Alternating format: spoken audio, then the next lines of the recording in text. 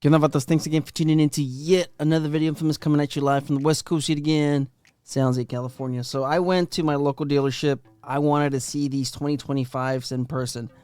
I saw a few. I saw Ride Like a Pro. He has a video now. I've seen a few other content creators, Marvel Kid 87, I believe as well.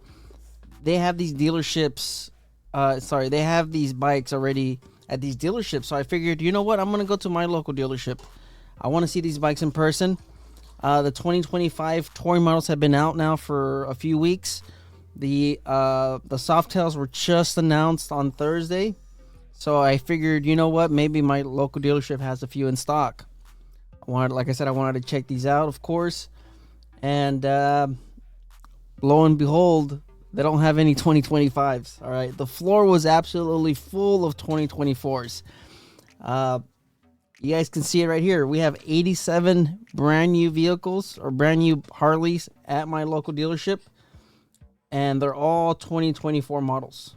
So unless they're selling out the 2025s like hotcakes, I don't know. All right, I went to I visited my local dealership, and then right now I'm checking the inventory on some of the other dealerships close by.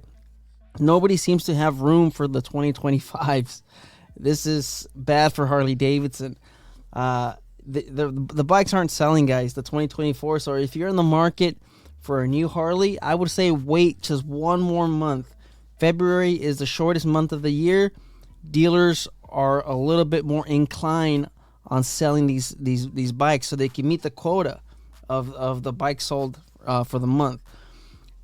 They just have a bunch of 2024s. Like this is all I saw. They have a bunch of Lowrider S, Lowrider ST.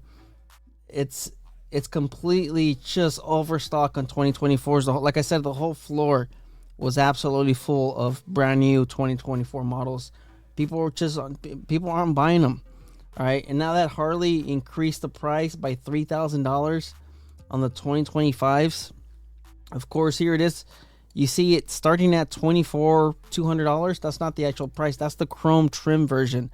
If you want the blacked out, just like the 2024, you're not going to have to pay $25,300 This bike was $22,200. So $3,000 more on top of that. These bikes are not going to sell. I don't know. Maybe it's just the economy here in California, the cost of living, and the cost of having these bikes as well. I just don't see these selling. All right. The 2024s, these dealerships have to do something about the 2024s. They're going to have to give big discounts. Big discounts to clear up some of these some of these models. So they have to have a huge clearance event, or my local dealerships. There's just no way for them to keep the 2024s and then of course add the markups and the fees and then still have room for the 2025s. Like I'm telling you guys, when I went in there is no room to walk because of all the 2024 models. So they have 87 brand new 2024s. They have 0 2025s. Sorry, where was I? Yes, they just don't have any room. They have a bunch of these 2024s. Like I said, I was over there looking for the bikes. You guys can see the way you the way you're able to tell the difference between a 2025 and a 2024 is the 2-in-1 exhaust. So I was looking at the street bobs. All right, once again, where was I? I think I was talking. Oh yeah. I was talking about the double stacked exhaust. All the street bobs and all the Lowrider S and the Lowrider STs, they all had the double stacked exhaust. So in case you're wondering, how can you tell? Of course, is the tag badging. The street bob and the Lowrider ST have different tag badging, but the quickest way to tell is the 2-in-1 on these. So none of them, like I said, none of them had the 2-in-1. I kept on looking. Couldn't find one. I finally reached out to one of the employees, one of the sales guys, and they told me that they don't have them in. So they told me to check back in on Thursday. Maybe they might get them, but I just don't see them having the space to have the 2025s. And like I mentioned, with a price increase of $3,000 for the black trim, the black trim billiard gray. I mean, if the current 2024s are not selling, how are you going to sell it when it's, close to $26,000 or $25,300 instead of the $22,000 mark? So I don't know. I'm just saying, if you're in the market, maybe now is the time to buy a 2024, because between the 2024 and the 2025, they're not drastically different. Yes, this has the riding modes. This has the 117 high output. It has more performance. It's got the even saddlebags. It's got the turn signal LEDs. It also has the it also has the rider safety enhancements. I don't really think you need a lot of the RDRS stuff. The ABS, yes. The traction control, yes. Kinda. I mean, these bikes are torquey. They have a lot of torque, but it's nothing that most people won't be able to handle. As far as the cornering ABS, like I said, all the rider safety enhancements. We live in California. We don't have icy roads. It just depends. I don't want to get off the topic, but they're, like I said, they're just expensive. The economy's not right for it right now. Living in California, I can tell you it is extremely expensive owning a bike. I do have, of course, my invoice here from my insurance. Of course, you guys can see how much is that. This is for 1 year for a 2020 Lowrider S. 2020 Lowrider S. This is not a 2025. So that's $1,274.52. That was my recent invoice. I switched over, of course, because that is just crazy. The prices have been going up, so you could almost expect to pay somewhere around $1,500 to $1,600 on insurance for this new bike. It's crazy. I also have my registration, my tags, and once again, this is for a 2020 Lowrider S.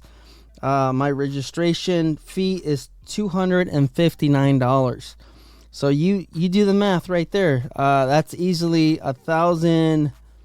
Let's just round it up. Let's just round it up. $1,600 per year to own a motorcycle in California. $1,600, not including, of course, the maintenance, the fuel, the gas, everything else, of course, and then on top of that, your riding gear, your jackets, your helmets, all this other stuff. I mean, we're talking thousands of dollars to own a motorcycle in California. It's not going to happen. So I'm guessing that's the reason why we're seeing so many 2024s still in stock at my local dealers. So we'll see what happens. You guys can let me know in the comments. Are you guys in the market for a 2025 or 2024, or are you guys just gonna stick with your old bikes? Have that cheap insurance payment. I don't know. It's been going up. My driving history is absolutely clean. I've had my license since I was 15 and a half. Legally 15 and a half. I've had my insurance. I've had my endorsement for many years. I am almost 40 years old, and my insurance is still that high. I think I'm currently paying somewhere around $654 because I switched because my insurance went up like crazy. Clean record, married, with kids, almost 40, and that's how much my insurance is. So I can imagine someone who is half my age, in their 20s or 25, single. You guys are paying an arm and a leg to insure these bikes, and I can see why these bikes are just not moving. On top of that, seeing the interest rates that these dealerships are giving out, you're looking at 15% for decent credit. You might be able to find 8-9%. This is why I always say it in my videos, go with a credit union first. Check in with a credit union, see what they're offering, because you might be able to get a good interest rate at around 6-7%, and that's high, mind you. That is high. 6-7% is high. So I currently have 4.74 or 4.4% on my Lowrider S. Seeing a bike, getting a loan at $27,000 out the door, you're probably looking for the black trim. You're probably looking at close to $29,000 to $30,000 out the door with all the fees and everything. Now, mind you, like I said, add the interest rate of 10% on top of that. This is going to be a little bit higher than $377 a month. You're probably somewhere around $470 a month. You'll probably have to do a down payment or a trade-in to lower that payment. And then on top of that, like I said, you still have the insurance payment. That's probably going to be $154 a month. So you're looking at roughly around $600, $700 for a motorcycle. A necessity, not a necessity. Sorry guys, it's not a necessity. A lot of people have mentioned that these prices are getting out of control. You could buy yourself a decent Kia, a Prius for that price, and I can see that happening. I mean, when I tell people how much I pay for my bike, that's the first thought. Like, wow, you could have bought yourself a Corolla for that money. So it's absolutely nuts. California, the cost of living, everything that's been going on. It is what it is. So thanks for tuning in. Thanks for watching yet another video. Just wanted to report on the overstock of 2024s at my local dealerships. It is nuts. These bikes aren't moving.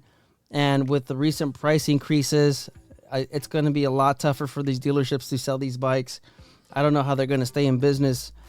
It might just have to be the service department to save, their behinds. But even at $180 an hour for labor at these dealerships, it's pricey. So we'll see what happens. I mean, my local dealership, San Jose Harley, they just sold again. They're changing ownership once again. And this is now the third or the fourth ownership change in the last 3 years, I believe. The last 3 years or 4 years. The last 3 years, 4 years. I think it's probably the last 4 years. So anyways, enough rambling. Thanks for watching. Life's risk. Get out there and ride. Later.